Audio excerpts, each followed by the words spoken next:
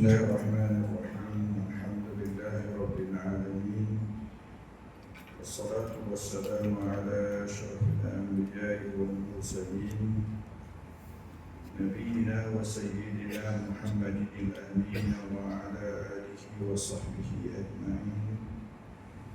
سبحانك لا علم لنا إلا ما علمتنا إنك أنت العليم الحكيم.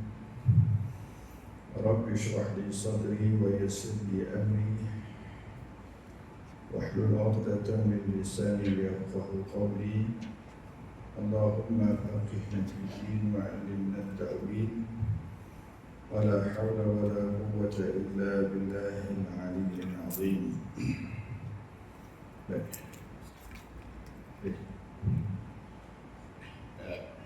InsyaAllah kita sambung soal untuk membaik, iaitu yang dengan solat jamak, iaitu kaedah jamak takdim, iaitu pertama iaitu hadap ke arah kiblat, terusnya takbiratul ihram serta niat solat jamak takdim pada kedua-dua solat. Contohnya solat zuhur dan asar ditunaikan dalam waktu zuhur. Niatnya ialah sahaja waktu solat fardu zuhur 4 rakaat dan mengikutkan asar ke dalamnya jamak takdim kerana Allah Ta'ala. Tunaikan solat zuhur 4 rakaat hingga selesai memberi salam. Bangun dan takbiratul ihram sekali lagi beserta niat menunaikan solat asar 4 rakaat sehingga selesai memberi salam. Niat sahaja aku solat fardu asar 4 rakaat dihimpunkan kepada zuhur jamak takdim kerana Allah Ta'ala. Tunaikan solat asar 4 rakaat hingga selesai memberi salam. Baik. Jamak takdim boleh dilakukan dalam situasi hujan yang lebat hingga berkemungkinan masa asar lagi tak boleh naik. Jadi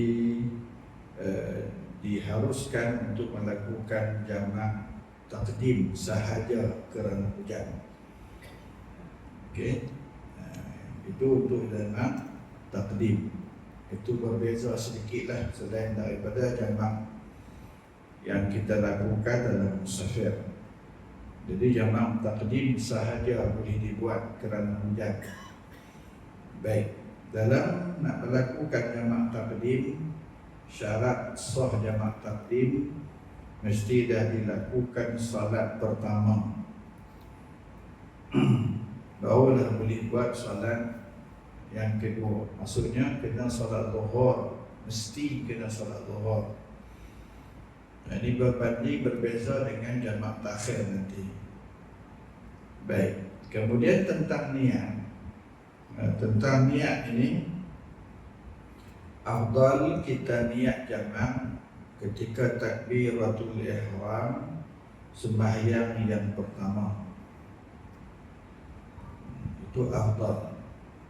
Dan harus, maksud harus ni selain daripada itu, boleh kita niat solat jamak di mana-mana rakaat, di mana-mana perbuatan salat rukuk ke sujud ke di dalam salat yang pertama itu tadi.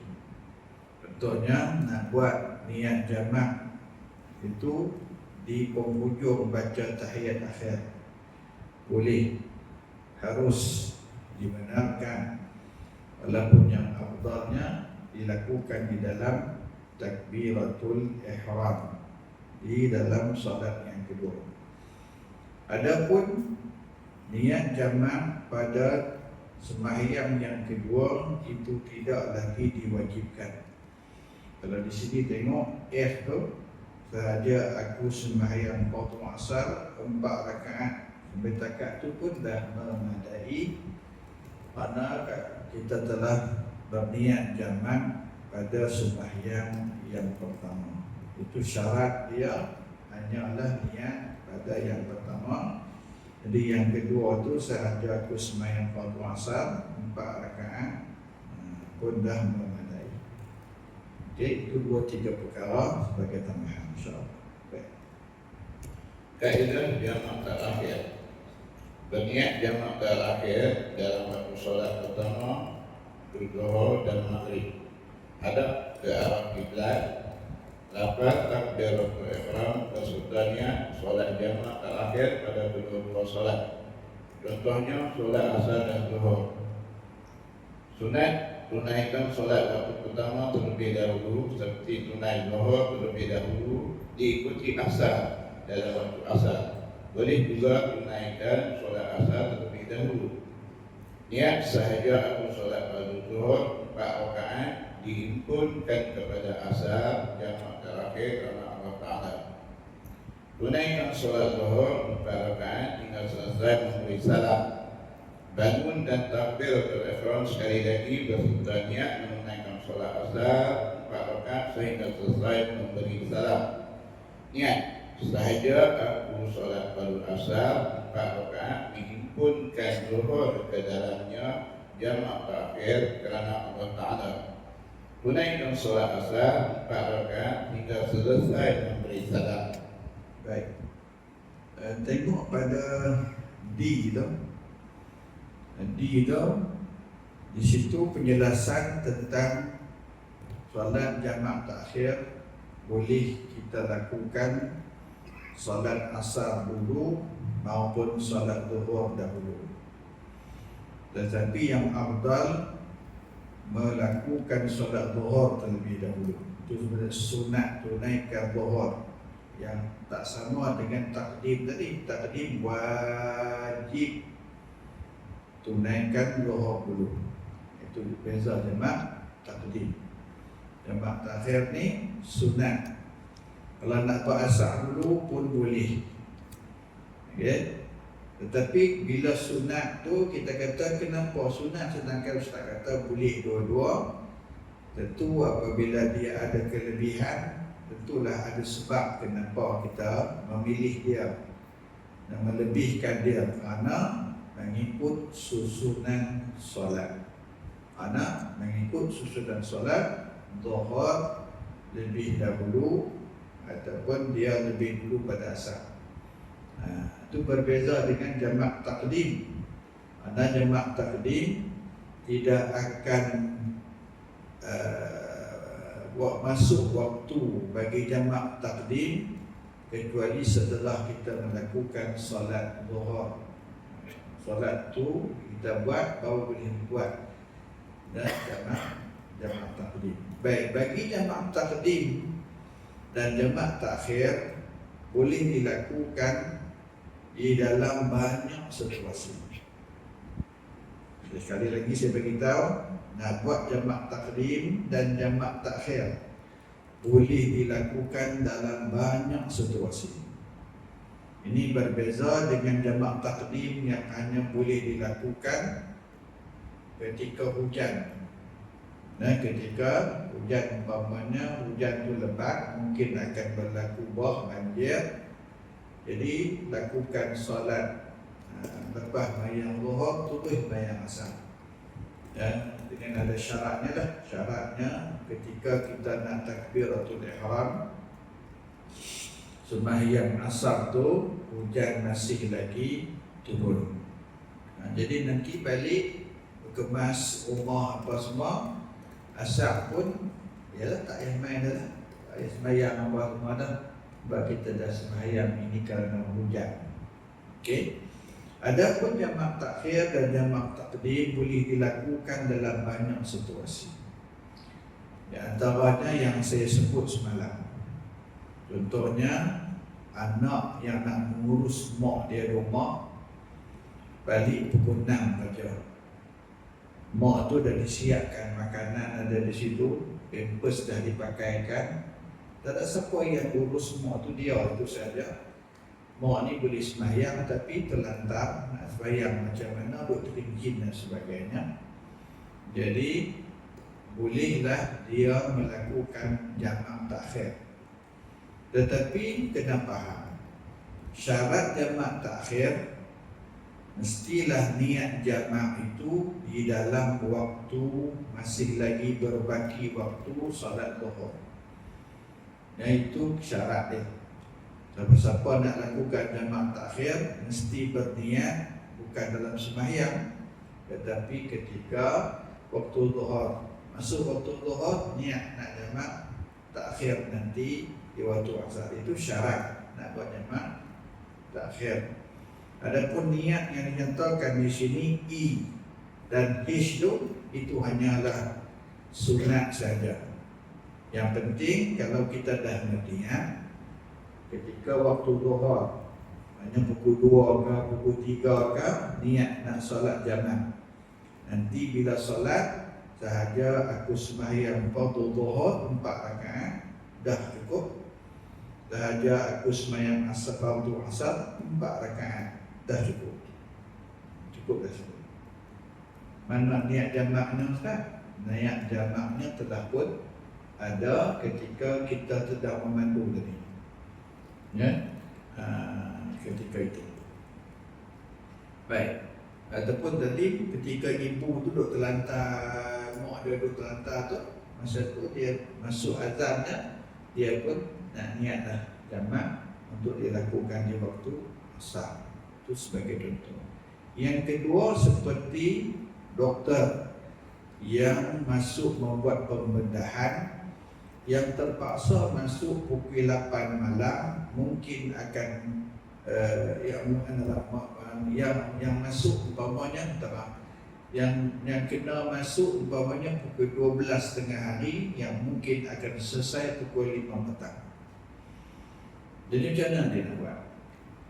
Jadi pembedahan bukan boleh nak tinggal mati kau tu. Bukan boleh ni. Pembedahan yang perlukan masa berjam-jam, 5-6 jam, 8 jam contohnya. Sedangkan nak masuk tu pukul 12 dah masuk tak. Jadi pukul 12 keluar pukul 5, macam mana? Maka bolehlah dilakukan jamak takhir. Begitu juga dia boleh melakukan jamak takdim. Umpamanya dia masuk saat lagi ni masuk bertugas untuk buat pembedahan pukul 3 petang yang akan mungkin berakhir pukul 8 malam.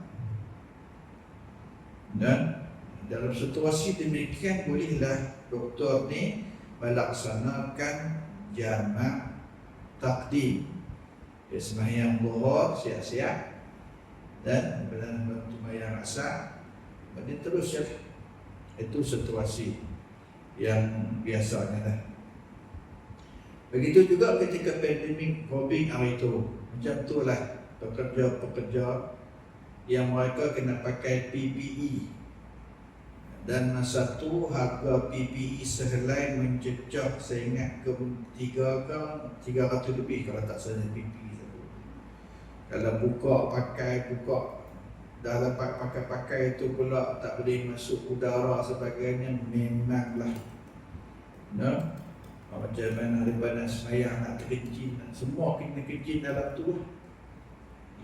Dan kalau kencing dalam tu apa semua, dia kena sembahyang hormat waktu. Okey, dia sembahyang waktu.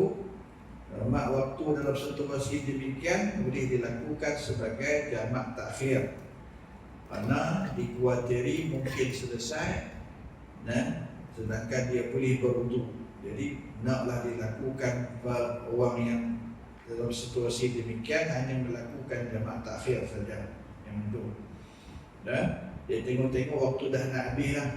Tadi dah niat dah nak jamak, kena sedangkan dia dah pakai dan kencing kena dalam tu, bukan boleh nak ni. Doktor pun bukan sama sihat macam orang, dia pun sakit kan? Jadi itu di antara contoh-contoh orang yang boleh melakukan jamak. Begitu juga sebagai contoh orang yang menjalani rawatan hemodialisis yang memerlukan lebih daripada selalunya 4 jam. Seorang tu 4 jam selalunya. 4 jam. Bila 4 jam dia masuk pukul 6 petang, jawabnya habis yang maghrib, lebuh. Jadi orang ini hendaklah berniat melakukan solat jamaah dan buatlah melakukan jamaah takhir sebagai contoh. Begitu juga wanita hamil di peringkat akhir yang sukar untuk bergerak kerana ketiada pembantu yang telah keluar umpamanya ayat ketuban. Bila keluar ayat ketuban tu dia keluar. Dia ayat ketuban ni dia dikira sebagai macam mustaq istihadah. Golongan istihadah ayat ketuban tu. Dan begitu juga darah umpamanya keluar itu bukan darah nifas. Bukan darah nifas. Keluar tanda itu bukan darah nifas. Itu darah istihadah. Jadi wanita kena salat ketika itu. Dan kena salat ketika itu. Dan melihat kepada situasi dia lah.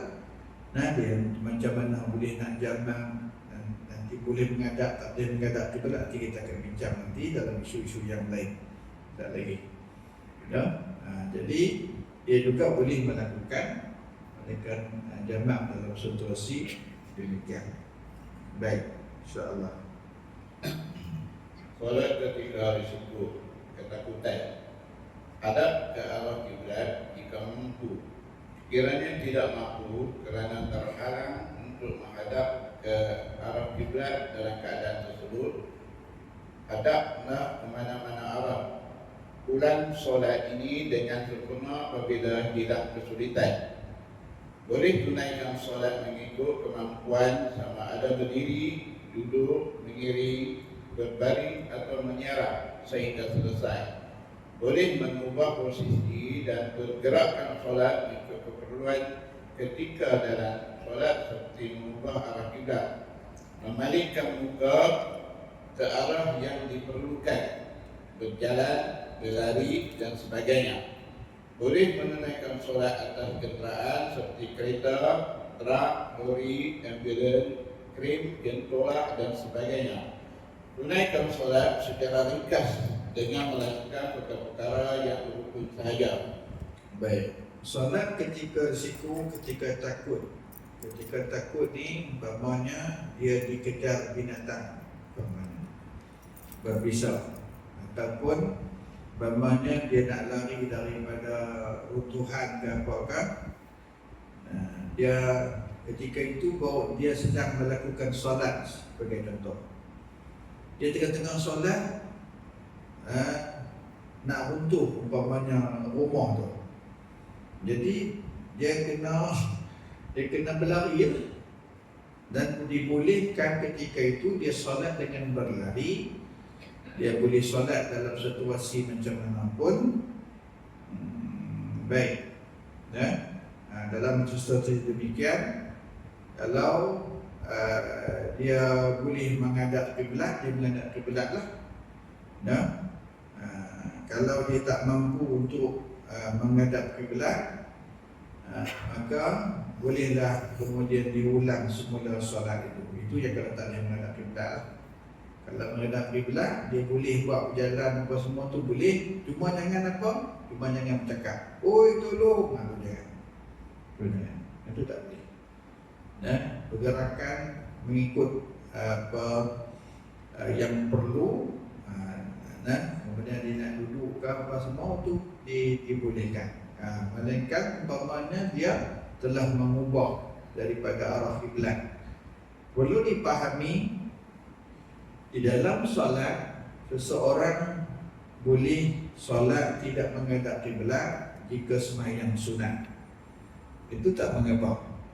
Dalam situasi demikian, kalau umpamanya dia duduk di kenderaan, ikutlah kenderaan tu pergi ke mana pun boleh solat tidak menghadap kiblat. Okey. Begitu juga boleh tidak menghadap kiblat dalam situasi umpamanya dalam situasi kritikal berlaku peperangan, umpamanya musuh di hadapan. Itu juga boleh tidak menghadap kiblat. Okey. Kalau kita sembahyang di atas kapal terbang apa sebagainya, yang tu kena menghadap kiblat dalam sembahyang yang fardu, yang sunat boleh, tak mengapa. Tentu kena faham, dan sembahyang fardu ni kena menghadap kiblat. Kalau tak menghadap kiblat, kena ulang balik solat. Itu mudah. Tapi kalau sembahyang sunat, tak apa. Okey. Jadi di sini isunya dalam keadaan ketakutan boleh melakukan solat walaupun dia tadi ini boleh sambil berlari pun tak mengapa. Jadi itu kena faham, insya-Allah. Baik. Solat hormat waktu. Tunaikan solat tanpa wuduk dan tayamum boleh dilaksanakan untuk kemampuan sama ada secara berdiri, duduk, berdiri, berbaring, terlentang atau menyiar. Hadap ke arah kiblat jika mampu. Sekiranya tidak mampu kerana terhalang untuk menghadap ke arah kiblat, dalam keadaan tersebut hadaplah ke mana-mana arah. Ulang solat ini dengan sempurna apabila hilang kesulitan. Dapat takbiratul ihram beserta niat dalam hati, baca surah Al-Fatihah, rukuk mengikut kemampuan dengan tumakninah, iqtidal mengikut kemampuan dengan tumakninah, sujud mengikut kemampuan dengan tumakninah, duduk antara dua sujud mengikut kemampuan dengan tumakninah, tahiyat awal dan akhir, lafaz salam pertama. Ulang solat ini dengan sempurna apabila hilang kesulitan. Baik, solat hormat waktu ini dalam situasi ini. Yang pertama, tidak ada air untuk berwudu. Yang kedua, tidak ada tanah untuk bertayamum. Yang ketiga, solat hormat waktu juga seorang yang solat dalam keadaan bernajis yang tidak dimaafkan. Umpamanya pakaian dia bernajis, lalu kemudian dia tak ada air untuk dibersihkan. Okey. Baik. Jadi ini dipanggil faqid at-taharain. Ada orang yang tak ada boleh tu sebut tadi, tunaikan solat tanpa wudu. Kenapa tanpa wudu? Sebab tak ada air. Gitu, orang itu maksudnya. Dan tidak bertayamum sebab tak ada apa? Sebab tak ada debu. Dan itu yang dijadikan hormat waktu. Baik.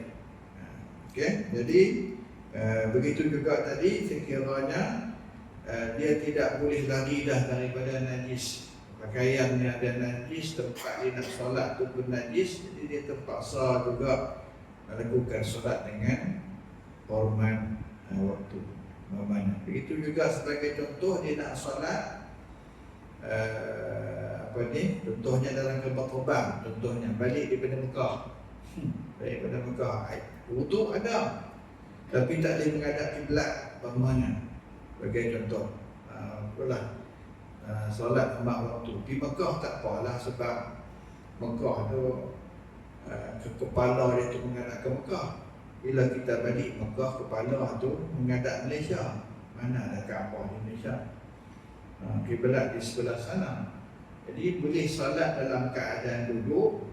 Kalau ada wuduk pun tak apalah. Kalau tak ada wuduk pun kena sembahyang. Sembahyang itu dipanggil sembahyang hormat waktu. Nanti bila sampai di Indonesia, ulang semula solat tersebut. Mana apa ayat tu? Saya ada wuduk Ustaz. Ya, tapi sembahyang itu tidak menghadap kiblat. Jangan saya katakan jangan buat fatwa sendiri. Nak sembahyang dia kata mula-mula tu menghadap kiblat, lepas tu sembahyanglah macam mana pun. Itu sembahyang sunat, bolehlah. Itu sembahyang sunat, bukan sembahyang waktu. Okey?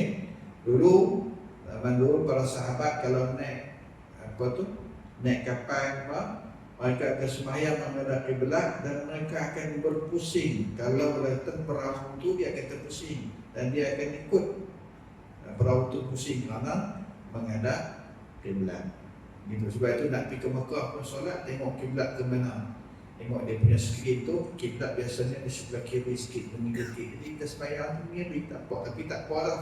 Kita dah bincang semalam pasal yang sama waktu tu lebih kurang sikit-sikit tu Jangan 90 darjah je. Mai ikut ni kita kubur tu. Tu jangan. Solat insya-Allah. Tapi balik daripada Mekah sana, kalau setengah kapal terbang, memang tak ada tempat solat. Kalau naik 7 lah, buatlah 7 kan 7 yang ada 2 tingkat, ada tempat semayang, tu tak apalah semayang di situ. Okey, ayat situ insya-Allah. Baik, Allah. Solat dalam kenderaan. Itu kaidah pertama, solat dalam keadaan lori terap, dalam keadaan mampu berdiri. Berdiri menghadap kiblat sekiranya kenderaan tidak bergerak. Jika kenderaan bergerak, hadap ke arah kiblat sekurang-kurangnya pada takbiratul ihram jika mampu. Jika tidak mampu kerana terhalang untuk menghadap ke arah kiblat dalam keadaan tersebut, hadaplah ke mana-mana arah. Baik. Okey. Bila sebut situ hadaplah ke mana-mana arah, tulis tu ulang semula solat jika solat itu fardu. Jika sunat tak ada masalah. Jika sunat tak ada masalah. Kalau fardu kena ulang. Baik. Lepas takbiratul ihram beserta niat dalam hati. Baca surah Al-Fatihah. Rukuk mengikut kemampuan dengan tumanina. Iktidal mengikut kemampuan dengan tumanina. Sujud mengikut kemampuan dengan tumanina. Duduk antara dua sujud mengikut kemampuan dengan tumanina. Tahiyat awal dan akhir. Lafaz salam pertama. Kaedah solat dalam kenderaan tidak memungkinkan untuk berdiri. Kereta, ambulans, truk, fikir dan sebagainya. Duduk menghadap kiblat dalam keadaan sama ada ia bergerak atau tidak sekiranya mampu. Hadap ke arah kiblat jika mampu, sekiranya tidak mampu kerana terhalang untuk menghadap ke arah kiblat. Dalam keadaan tersebut, hadaplah ke mana-mana arah. Kurang solat ini dengan sempurna apabila hilang kesulitan. Itu saya kata tadi. Mana sepatutnya tadi ini B ini juga ada di sana. Ditulis sini ulang solat dengan sempurna jika hilang kesulitan. Sebab apa ini? Sebab bayang fardu lah yang tidak menghadap kiblat. Bayang sunat, okey, tak ada masalah. Okey. Lakukan takbiratul ihram dan niat secara duduk. Baca surah Al-Fatihah. Rukuk dan menundukkan sedikit badan. Sebaik-baiknya kedudukan dahi adalah setentang dengan tempat sujud. Iktidal dengan kembali menegakkan badan secara duduk.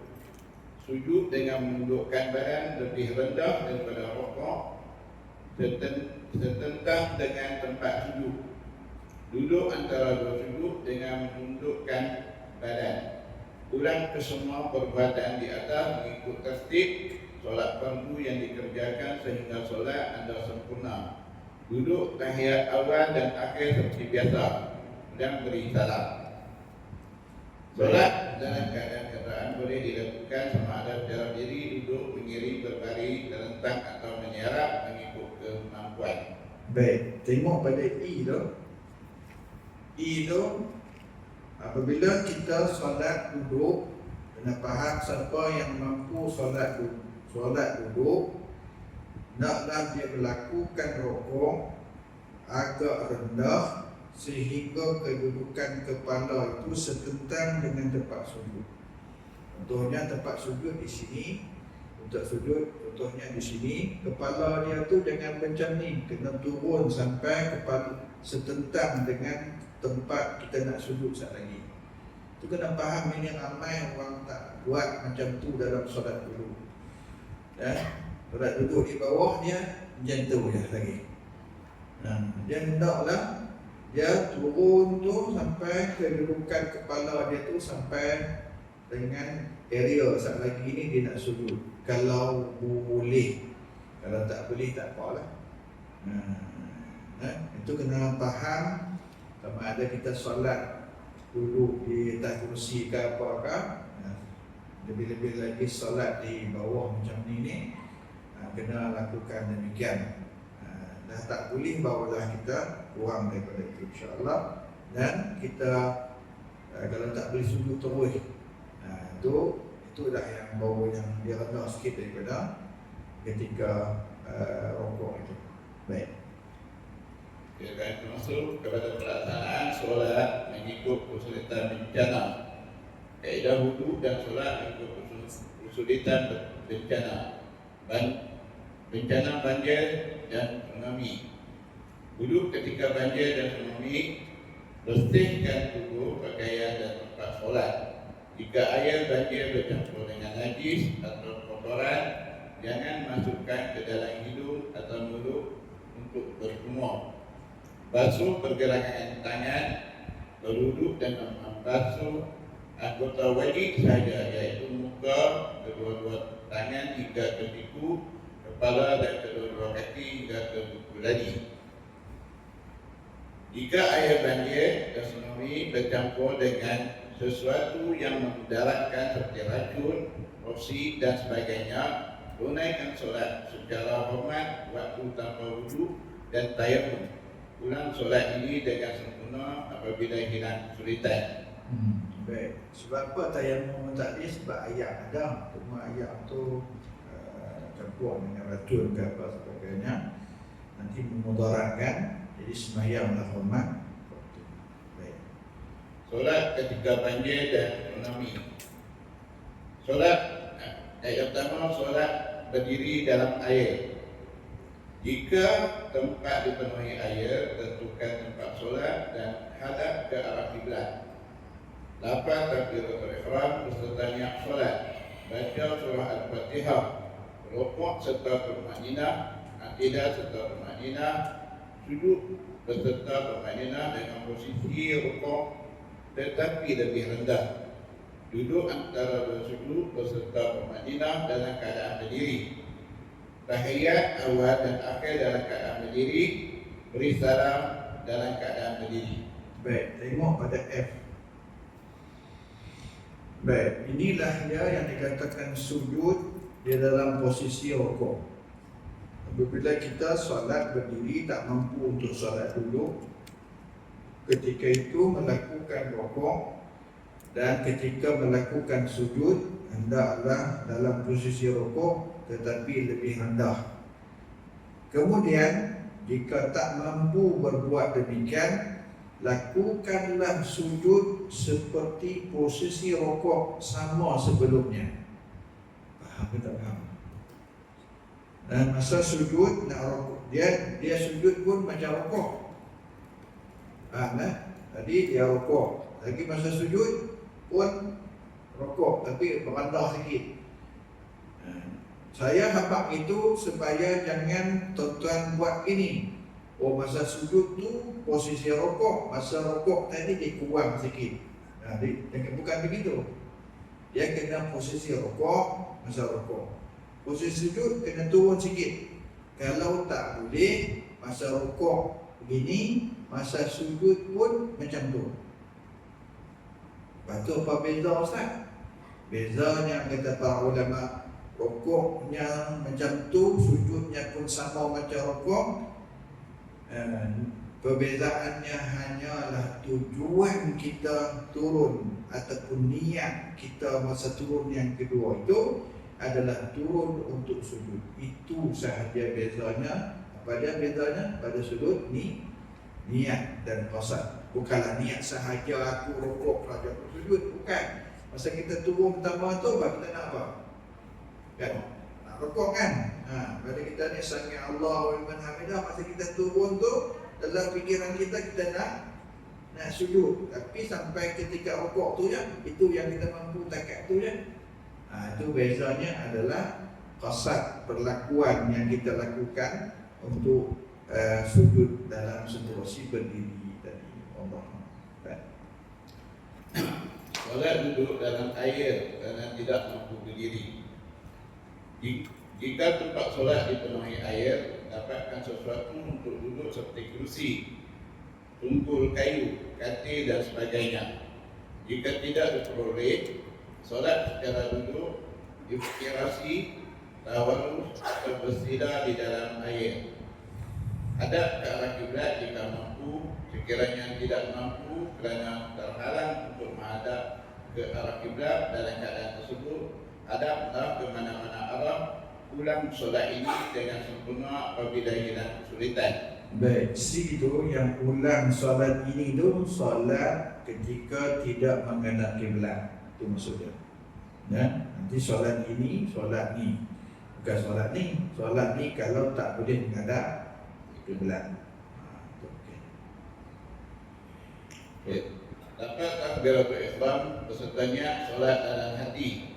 Baca surah Al-Fatihah, rukuk serta tumaninah dengan menundukkan sedikit badan dan kepala. I'tidal serta tumaninah dengan menegakkan badan dan kepala. Sujud serta tumaninah dengan menundukkan badan dan kepala lebih rendah daripada had rukuk. Duduk antara dua sujud beserta tumaninah. Duduk tahiyat awal dan akhir, beri salam. Okay. Ini sama tadi. Kalau sujud dengan rukuk tu dia tak mampu dah nak buat daripada itu, buatlah sekadar dia mampu. Tapi kalau rukuk pun dia tak mampu tahap 90 darjah gitu. Takat mana yang dia boleh, tempat itulah dia lakukan. Cuma kalau boleh beza sikit, bezalah. Kalau tak boleh, buat macam yang boleh saja. Baik. Kaedah ketiga, solat atas buk, rakit, longkah kayu, tung. Hadap ke arah kiblat jika mampu. Sekiranya tidak mampu kerana terhalang untuk menghadap ke arah kiblat, dalam keadaan tersebut, hadaplah ke mana-mana arah. Ulang solat ini dengan sempurna apabila hilang kesulitan. Baik, sama juga tadi. Ulang solat ni, kalau solat itu tidak dapat menghadap kiblat. Baik.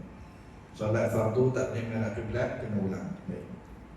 Berdiri jika mampu. Jika tidak mampu, tunaikan solat dalam keadaan duduk, atau jika tidak mampu duduk, tunaikan dalam keadaan miring, berbaring atau menyerap. Baik, di sini maksud tidak mampu sebab solat itu di atas rakit ataupun para ulama meletakkan tak mampu di sini. Kalau dia solat mungkin dia akan jatuh daripada bot.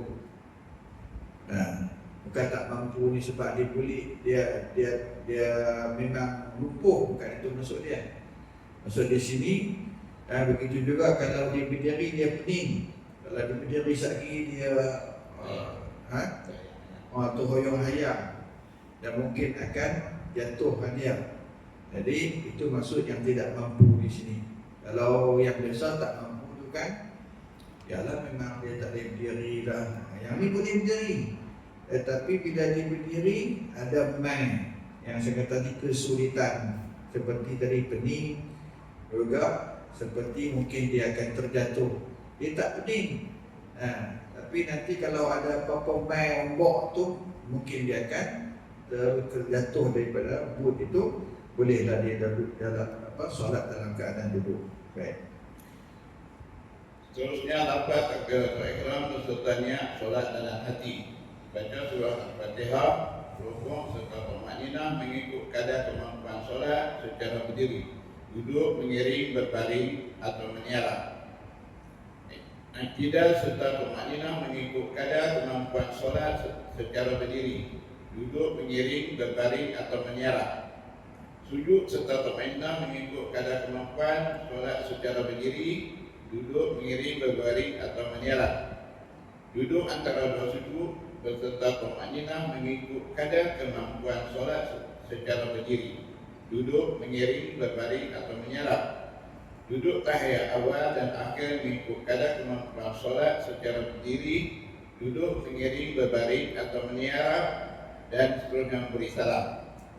Betul. Kaedah keempat iaitu solat atas pelampung dan tayar. Berada dalam posisi terapung, separuh badan di dalam air. Hadap ke arah kiblat jika mampu. Sekiranya tidak mampu karena terhalang untuk menghadap ke arah kiblat, dalam keadaan tersebut hadaplah ke mana-mana arah. Ulang solat ini dengan sempurna apabila hilang kesulitan. Dapat takbiratul ihram beserta niat solat dalam hati. Baca surah Al-Fatihah, rukuk serta tumaninah dengan menundukkan kepala mengikut kadar kemampuan. I'tidal serta tumaninah dengan menegakkan kepala. Sujud serta tumaninah dengan menundukkan kepala mengikut kadar kemampuan lebih rendah daripada rukuk. Duduk antara dua sujud berserta tumaninah dalam keadaan terapung. Tahiyat awal dan akhir dalam keadaan terapung. Seterusnya memberi salam. Baik, terus.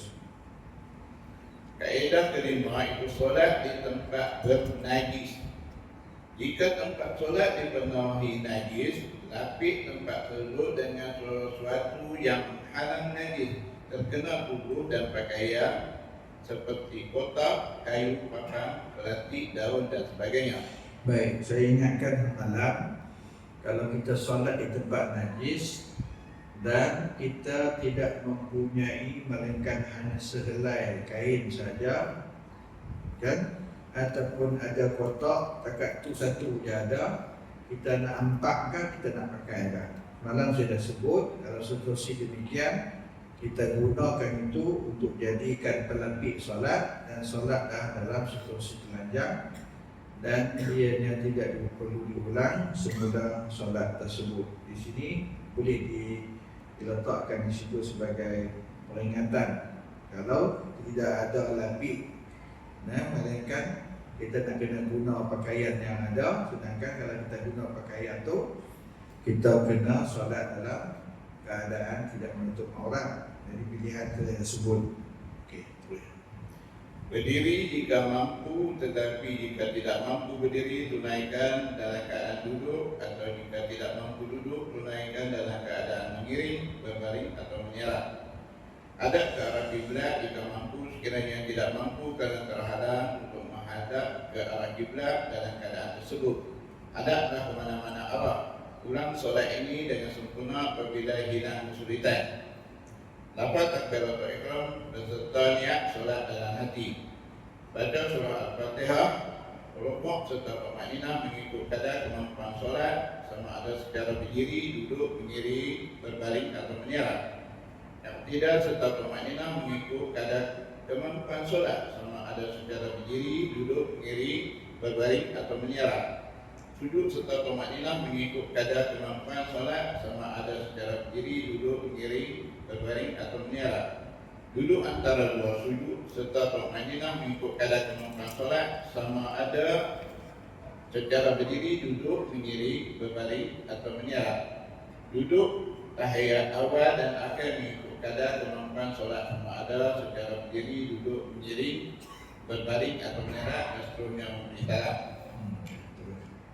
Kaedah solat di atas kawasan berlumpur.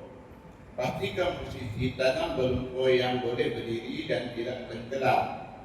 Hadap ke arah kiblat jika mampu, sekiranya tidak mampu kerana terhalang untuk menghadap ke arah kiblat dalam keadaan tersebut, hadaplah ke mana-mana arah. Ulang solat ini dengan sempurna apabila hilang kesulitan. Lafaz takbiratul ihram beserta niat solat. Baca surah Al-Fatihah, rukuk serta tumaninah, i'tidal serta tumaninah. Duduk beserta tumaninah dengan posisi rukuk tetapi lebih rendah kerana tanah berlumpur. Duduk antara dua sujud beserta tumaninah dalam keadaan berdiri kerana tanah berlumpur. Tahiyat awal dan akhir dalam keadaan berdiri kerana tanah berlumpur. Beri salam dalam keadaan berdiri kerana tanah berlumpur. Baik, kita bincang pada kuliah semalam tentang solat berdiri. Jadi kalau situasi ini pun kita kena praktik lah solat hak diri itu macam mana kan, seperti mana yang dinyatakan di sini. Baik. Bencana ribut atau taufan. Wuduk ketika ribut taufan. Berwuduk secara ringkas jika mampu memperoleh air seperti air hujan, sungai atau laut. Bertayamum dengan debu tanah jika tidak mampu berwuduk. Jika air dan debu tidak diperolehi, tunaikan solat secara hormat waktu tanpa wuduk dan tayamum. Ulang solat ini dengan sempurna apabila hilang kesulitan. Ini yang tadi kita panggil faqid atau hurain. Dia punya apa tu? Istilah fiqh sebut faqid at-tahurain, Jadi tak ada ayam untuk berwudu, tak ada debu untuk bertayamum. Ketika itu kena solat, kena solat juga. Tetapi solat itu dikira sebagai solat hormat waktu. Dan kalau solat ni hormat waktu saya katakan tadi, sekiranya berkemungkinan boleh kita lakukan dalam waktu jamak takhir. Nanti nampak gaya macam ni, jamak takhir kita nampak macam boleh kita salat secara okey, kena tunggu dulu. Kalau dah nampak dah tak boleh, tak apalah, lakukanlah salat secara jamak takhir dan kena ulang balik solat tersebut. Ustaz, kalau macam dia tanpa reti balik-balik tempat biasa, dia masih lagi macam tu. Kadang dia masih lagi macam dulu takut juga dia nak solat sempurna, nak udah balik dia tak boleh. Nak ulang ni maksudnya nantilah bila dah mampu lah. Walaupun lepas pada waktu contoh dah tadi dia ni bukan masuk Isya pun dia lepas dari Isya dia solat dalam situasi yang dia mampu. Contohnya dia solatlah dalam keadaan berbaring. Dia tak boleh mampu mengiring duduk macam tu lah. Dia balik tu ada waktu lagi. Dia panggil ulang. Kalau habis waktu dia panggil qadha. Ulang ni maksudnya kalau ikut istilah ulang solat ni, solat fardu itu semula di mana masih waktu itu berbaki lagi, itu masuk ulang solat. Dan itu masuk ulang solat. Tapi kalau dah melepasi waktu, qadha. Macam mana nak ulang? Ikut kemampuan setakat mana yang kita mampu buat. Kalau tak boleh berdiri, duduklah. Kan, dah tengah-tengah duduk, dah boleh okey dah, setakat mana yang boleh buat. Kan, tak ada nak rokok macam biasa, rokok lah sikit je kan. Tak boleh dah sakit apa rokok, tak boleh kat kepala lah pula, tak boleh mata lah, macam tu lah. Dia boleh guna. InsyaAllah. Solat ketika ribut taufan. Jika ribut ketika mendirikan solat, boleh memilih antara teruskan solat atau berhenti serta-merta. Jika teruskan solat, lakukan pergerakan solat sekadar kemampuan sama ada berdiri, duduk atau berbaring. Tunaikan solat secara ringkas dengan melaksanakan rukun solat sahaja sehingga selesai. Boleh tunaikan solat dalam kenderaan seperti kereta, lori, truk dan sebagainya jika tidak dapat keluar daripada kenderaan.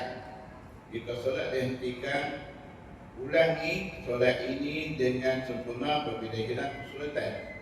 Solat boleh dijamakkan, sama ada jamak takdim atau jamak terakhir. Ketika ribut melanda dan wujud kesulitan pada mangsa untuk menunaikan solat. Info dia sekiranya tempat untuk menunaikan solat dipenuhi benda tajam, hadap ke arah kiblat dan tunaikan solat dengan cara berdiri daripada takbiratul ihram hingga selesai memberi salam pertama. Jadi ikut maksudnya kita punya kemampuan.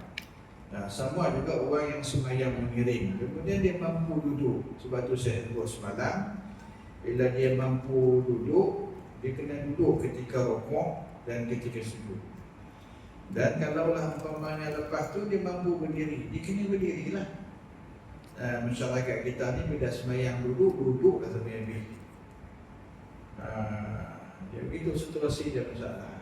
Kalau berdiri, dia berdiri je sampai habis. Kalau dia berdiri tak mampu, dia duduk. Siapa yang sama tu dia mengiring tak boleh mengiring, barulah dia berbaring. Macam tu situasi dia. InsyaAllah. Okey, bencana tanah dan bangunan runtuh serta gempa bumi. Ada sikit gempa 40 kita nanti. Wuduk ketika tanah dan bangunan runtuh serta gempa bumi.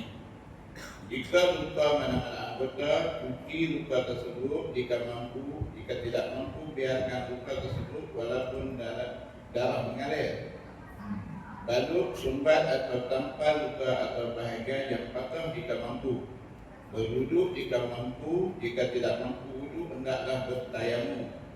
Basuh anggota wuduk yang lihat dan sapu pada anggota yang luka, patah atau balutan. Boleh menggunakan air botol mineral atau air botol semboran untuk berwudu. Jika anggota wudu hancur, tidak perlu sapu air wudu atau debu tanah pada anggota tersebut.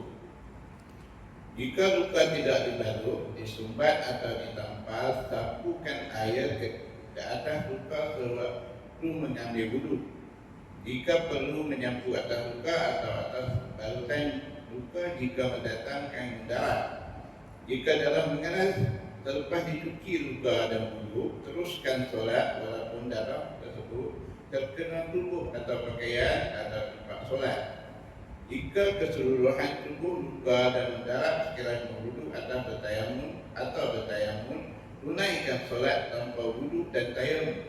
Ulang semula solat tersebut sekiranya tempoh untuk sembuh pendek. Tidak perlu ulang solat jika tempoh untuk sembuh panjang. Jika tidak mampu berwudu atau bertayamum kerana kesukaran untuk mendapatkan air atau tanah, tersepit dalam bangunan, tertimbus sebagai anggota dalam tanah, kesakitan yang bertangatan dan sebagainya, tunaikan solat secara hormat waktu dan ulang solat ini dengan sempurna apabila hilang kesulitan. Baik, dalam situasi ini saya nak sebut tentang ataupun nak habaq berkenaan dengan tentang darah yang kita bincangkan pada kuliah yang lalu, yang kemarin. Ini kita tengok di sini kalau ada darah apa sebagainya, dan darah itu tadi mengalir, dan dia mengalir tu di mana, kena pakaian kita posmen tu dimaafkan. Ini kita tengok di sini, ini dimaafkan. Sebab dia memang dimaafkan jika darah itu walaupun banyak, tetapi dia masih lagi berada di kawasan yang keluar. Macam kena anak panah, aksiden umpamanya pun, dalam keadaan luka itu boleh melakukan solat dalam keadaan demikian, insyaAllah. Baik, kalau kita berhenti sini, isi 60 dulu baca mesti berapa? Baik. 5 minit insyaAllah. Dah sebab isu lagi banyak maksudnya. Kalau kita sambung lagi, iaitu Itu solat atas timbunan runtuhan tempat yang tidak rata. Kaedah pertama, hadap ke arah kiblat jika mampu. Sekiranya tidak mampu kerana terhalang untuk menghadap ke arah kiblat dalam keadaan tersebut, hadaplah ke mana-mana arah. Ulang solat ini dengan sempurna apabila hilang kesulitan. Tunaikan solat sekadar mampu berdasarkan tempat. Jika tempat tersebut tidak memungkinkan untuk duduk, sujud dan rukuk, tunaikan solat secara berdiri dari takbiratul ihram hingga selesai memberi salam pertama. Jika tempat tersebut tidak kemungkinan untuk berdiri, tunaikan solat secara duduk, sama ada duduk secara iftirasi, tawarrus atau bersila dari takbiratul ihram hingga selesai memberi salam pertama. Kaedah kedua, tempat yang ditemui benda tajam. Hadap ke arah kiblat jika mampu. Sekiranya tidak mampu kerana terhalang untuk menghadap ke arah kiblat dalam keadaan tersebut, hadaplah ke mana-mana arah. Ulang solat ini dengan sempurna apabila hilang kesulitan. Tunaikan solat dengan cara berdiri, bermula daripada takbiratul ihram hingga selesai memberi salam pertama. Terusnya kaedah ketiga, tempat yang mungkin. Hadap ke arah kiblat dengan keadaan duduk secara istibrasi, tawarus atau bersila. Sekiranya tidak mampu kerana terhalang untuk menghadap ke arah kiblat dalam keadaan tersebut, hadaplah ke mana-mana arah. Ulang solat ini dengan sempurna apabila hilang kesulitan. Tunaikan solat dalam keadaan duduk secara istibrasi, tawarus atau bersila sekadar mampu, bermula daripada takbiratul ihram hingga selesai memberi salam pertama. boleh memegang atau bersandar pada sesuatu yang dapat menahan daripada tergelincir. Seterusnya, jika tidak dapat berwuduk kerana ketiadaan air, hendaklah bertayamum jika air dan debu sukar diperolehi. Tunaikan solat tersebut secara hormat waktu. Ulang solat ini dengan sempurna apabila hilang kesulitan. Tiada mengetahui arah kiblat. Diri menghadap arah kiblat mengikut rasa ketetapan hati. Saya keempat. Yang ketiga tu B. Saya cuma nak lepas secara umum. Bila solat duduk, kita boleh duduk dengan berbagai cara. Sama ada duduk iftirash. Iftirash macam tahiyat awal. Tawarruk tu tahiyat akhir. Bersila boleh.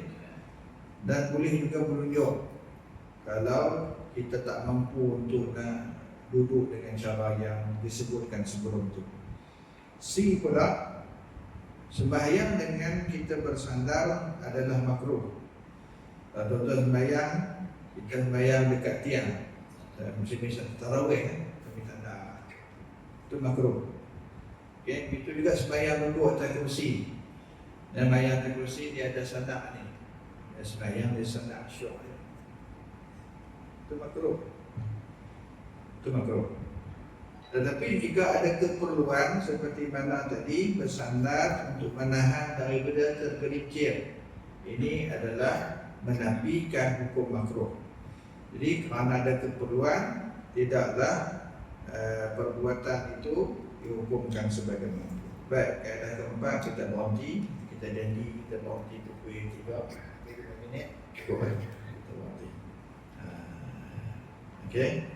Nanti kita akan tengok sikit yang mana-mana yang mudah, kita skip insya-Allah. Sebab di ujung-ujung tu reality. Kita akan cerita reality yang macam mana bencana COVID hari itu, macam mana itu reality. Mungkin lebih kita nak tengok lebih luas lah dalam situasi itu nanti insya-Allah. Baik, yang itu dulu untuk hari ini. Kita akan sambung insya-Allah pada kuliah isu insya-Allah. Saya sebenarnya sampai awal tadi, sampai belum azan ni. Bila azan nak keluar, tak tahu buku tertinggal di rumah. Kebetulan saya sampai awal tadi, sampai rumah. Sakit, saya sikit perut, tinggal montisan rumah. Alhamdulillah sempat main. Sampai rumah dia pukul 1. Kalau semalam pukul 1:10 saya sampai sini terus. Tengok nampak ada masa saya pun ni main sini nak naik bawa kitab tertinggal. Bawa habis azan bawa patah balik, bawa balik senang sampai sini bawa baca Fatihah, bukan Fatihah mayang, Fatihah ini jawab tu lah. Saya minta maaf lah atas kelewatan itu. InsyaAllah esok sekali lagi insyaAllah jika diizinkan Allah kita khatamkan esok. Allah Ta'ala alam. Bismillahirrahmanirrahim.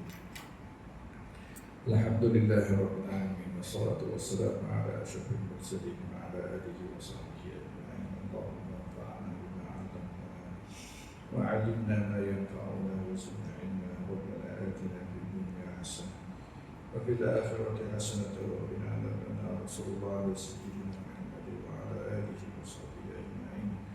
Alhamdulillahirabbil alamin. Assalamualaikum warahmatullahi wabarakatuh. Asyhadu an la ilaha illallah.